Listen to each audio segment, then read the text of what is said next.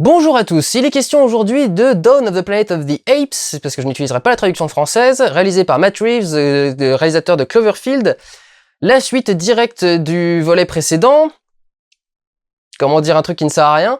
Les singes vivent tranquillement dans la forêt, les humains sont en train de crever, les humains ont besoin d'électricité, et donc ont besoin d'accéder au barrage qui est dans la forêt, et donc les singes et les humains se rencontrent, et ça va clasher. Je suis désolé, c'est la 12e fois que j'enregistre cette vidéo, j'en ai plein le cul, j'ai pas envie de la faire, donc voilà, ça va continuer. Le film est très bien, je vous invite à retourner voir le Pourquoi j'ai raison des torts que j'ai fait sur la saga, si vous n'êtes pas familier avec les films qui sont sortis jusque-là. Celui-ci est vraiment bon, et je suis même surpris et un peu déstabilisé de à quel point il est intelligent et il se prend au sérieux, et à quel point il s'autorise d'exprimer ses idées et sa pensée pour un blockbuster d'action d'été produit avec un tel budget et avec des enjeux d'effets spéciaux pas pareils. Étant donné tout ce qu'il y a à gérer autour, normalement, on n'aurait pas dû autoriser ce film à être aussi calme. On aurait dû dire bon bah là c'est trop chiant, faudrait qu'il y ait une scène d'action, là faudrait qu'il y ait un truc, là il faudrait qu'il y ait un machin. Et il faut absolument qu'il y ait quelque chose. Et là pour le coup non, ils ont réussi à tenir. Le réalisateur a réussi à tenir tête. Les scénaristes aussi sans doute. Peut-être même que les producteurs n'ont rien dit, j'en sais rien. Ça me paraît bizarre quand ils mettent autant d'argent qu'ils ne disent rien. En principe, ce film aurait dû être un gros truc d'action. Le sous-titre L'affrontement le faisait peut-être croire aussi, mais ça c'est le problème de cette connerie de traduction. Les bandes annonces aussi laissaient croire un truc vraiment beaucoup plus axé sur la confrontation, et pas du tout. C'est un film sur le dialogue, ou en tout cas sur les tentatives de dialogue, à quel point le dialogue devrait être le recours utilisé en principe pour gérer les problèmes, et non pas la connerie humaine et simiesque puisque les défauts des humains se retrouvent dans les singes. Et c'est du coup assez intéressant et plutôt bien exploité. Et vraiment étonnant, enfin je m'attendais vraiment pas à ce que le film s'autorise à être un film qui soit... qui nous montre les singes commencer à faire leur vie, et la rencontre entre les deux espèces, et les tentatives de rapprochement, les problèmes, les couacs, etc. Et comment les deux espèces peuvent apprendre à s'apprivoiser et à essayer de vivre ensemble, ou au contraire de vivre l'une contre l'autre. C'est vraiment très intéressant et bien foutu, donc c'était plutôt bienvenu, mais du coup j'étais tellement surpris de voir ça que je sais plus si j'aime le film ou pas. C'est assez étonnant, c'est que je m'attendais tellement à voir autre chose que j'arrive pas à savoir si ce que j'ai vu au final, qui m'a surpris, je l'aime vraiment bien ou pas. Je sais pas. Faudrait que je le revoie une deuxième ou une troisième fois. Pour l'instant, j'arrive pas à le calculer. En tout cas, je sais que le film est bon et qu'il est vraiment bien foutu, mais j'arrive pas à savoir si je l'ai aimé. C'est une grosse différence, et c'est un gros truc, un gros truc à voir. Est-ce que vraiment je l'ai aimé, ou est-ce que je me suis fait avoir?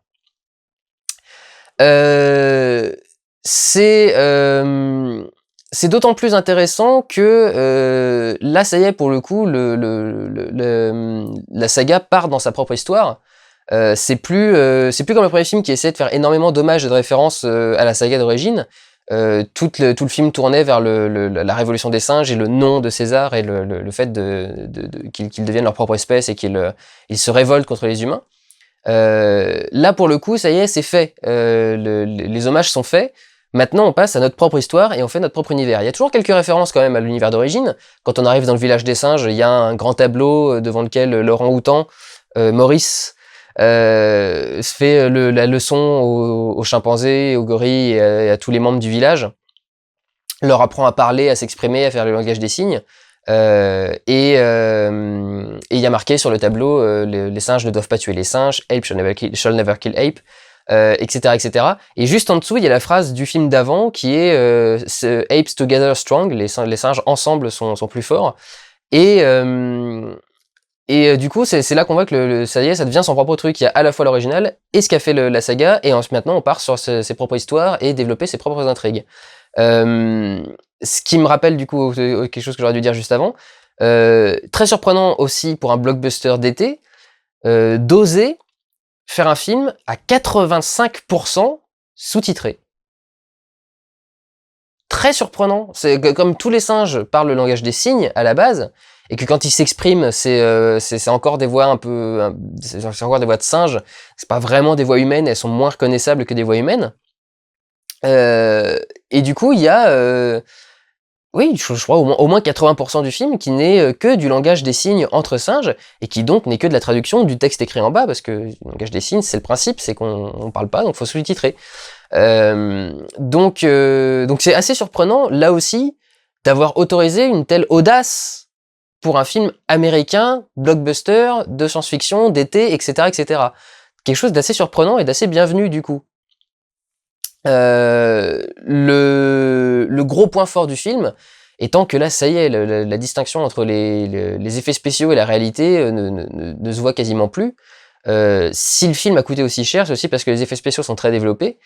Et je pensais pas qu'on en était, ça y est, arrivé là. C'est-à-dire que maintenant, des technologies aussi pointues et avancées que la motion capture et la performance capture peuvent se faire dans des conditions extérieures. Le film est entièrement tourné en extérieur. Il y a très peu d'intérieur dans Dawn of the Planet of the Apes.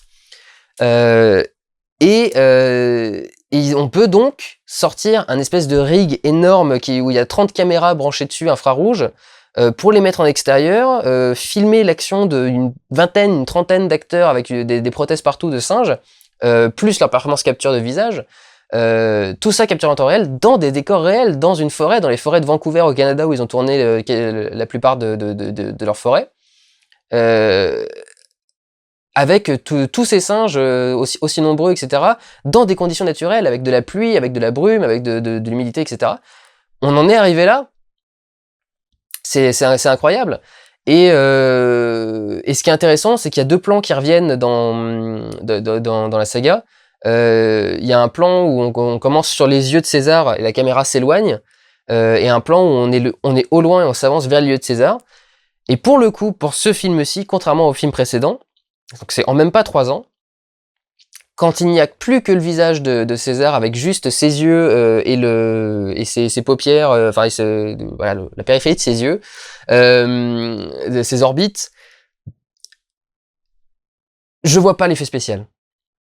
C'est la première fois que vraiment ils ont réussi à en arriver là pour les singes. Je ne vois pas l'effet spécial. C'est pas pendant tout le film et c'est pas constant, c'est pas pour tous les singes. Il y en a qui sont un peu moins importants à l'intrigue et dont on sent que le modèle est un petit peu moins détaillé, que les textures vont un petit peu moins loin. Mais en ce qui concerne César, vraiment, à tous les points de vue, il est, je trouve, vraiment ultra réaliste. Et là, le pari est réussi de A à Z. Donc vraiment quelque chose de très réussi. Et c'est intéressant de voir que ça avance à ce point-là. Je suis désolé, j'ai l'impression que j'ai rien à dire. Pour finir, au niveau de la musique aussi, un truc que j'ai beaucoup apprécié, la musique est faite par Michael Giacchino, qui est le compositeur en principe attitré de J.J. Abrams et des productions Bad Robot. Pour le coup, ce n'est ni une production de Bad Robot, ni un film de J.J. Abrams, mais Matt Reeves a réalisé Cloverfield, produit par Bad Robot. Donc je pense que c'est lui qui l'a ramené dans le truc. Michael Giacchino, je trouve que c'est un très bon compositeur. C'est un des rares compositeurs hollywoodiens actuels qui arrive encore à faire des mélodies et des thèmes qui restent en tête et qui sont entraînantes. Il y en a pas beaucoup qui arrivent à refaire des grands thèmes symphoniques comme on les faisait dans les années 80-90. Et lui arrive à le faire. Il a fait un très beau thème pour Star Trek par exemple, qui reste vraiment en tête et qui est vraiment marquant. Et là, pour La Planète des Singes, il a essayé de récupérer une partie des compositions de Doyle, Peter Doyle, qui avait composé les musiques du film précédent, qui étaient magnifiques elles aussi. Et il y a rajouté, ce que je trouve très intéressant, les instruments, les sonorités, les percussions tribales du premier film, de la toute première Planète des Singes. Et c'est très intéressant d'avoir au milieu de cet orchestre symphonique classique hollywoodien moderne, des instruments qui sont aussi étranges à l'oreille. C'est des sons qu'on n'a pas l'habitude d'entendre, enregistrés avec des ambiances un peu différentes, une réverbération un peu différente, qui du coup dénote un petit peu, mais qui transmet très très bien cette idée du film de même chose, mais un petit peu différent, d'une évolution quelque part. C'est comme les singes récupèrent des traits humains et se les accaparent. C'est comme si du coup les singes symbolisés par ce orchestre très beau récupéraient l'orchestre symphonique humain et se l'accaparaient, mais du coup il y a quand même un orchestre quelque part, enfin un instrument au milieu qui est profondément simiesque, bizarre et étrange et donc tribal, cet instrument tribal qui crée du coup ce côté, c'est devenu leur truc à eux. C'est vraiment, c'est vraiment tout le thème à mon avis de enfin tout ce qui englobe ce film, c'est que ça devient sa propre histoire et son propre récit et ça devient vraiment intéressant. Et du coup, tous les dilemmes qui sont lancés dans le film, tous les questionnements moraux qui sont posés sont vraiment intéressants. Je vais terminer par un petit spoiler. Ça m'a vraiment pris par surprise et je trouvais ça vraiment bienvenu que la merde vienne des singes. Je m'y attendais vraiment pas, que ce soit Koba qui foute la merde, qui essaye de faire un putsch, qui réussit d'ailleurs plus ou moins à faire un putsch, et que ce soit lui qui attaque César, et que ce soit lui qui foute la merde. Je m'y attendais vraiment pas. Je pensais vraiment que ce serait les humains et que ce serait le mec joué par Kirk Acevedo qui allait foutre la merde et qui allait provoquer les conflits, le combat, ou que ce soit Gary Oldman qui lance l'attaque plus tôt, etc.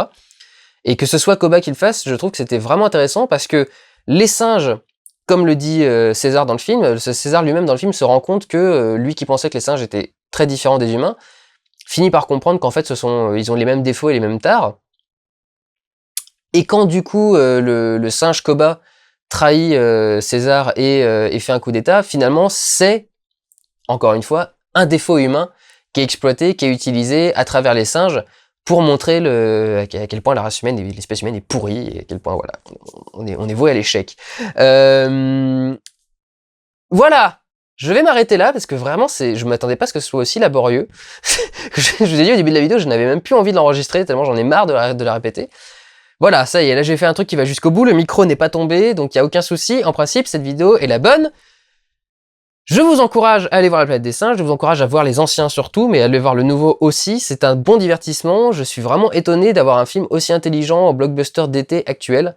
C'est vraiment surprenant qu'en plus ils aient osé prendre la belle affiche, et celle que je voulais qu'ils prennent, qui d'ailleurs n'a rien à voir avec l'histoire. Il y avait quelques personnes qui commençaient à se plaindre en disant c'est pas logique qu'un pont se mette en flammes. Rassurez-vous, ça n'a rien à voir avec l'histoire, ce n'est pas grave, le pont n'est pas en flammes dans le film, il y a pas de moment où ils le détruisent ni quoi que ce soit, c'est juste pour l'esthétique et le style de l'affiche, c'est toute l'idée du truc. Donc voilà, prenez soin de vous, allez voir des films, ciao.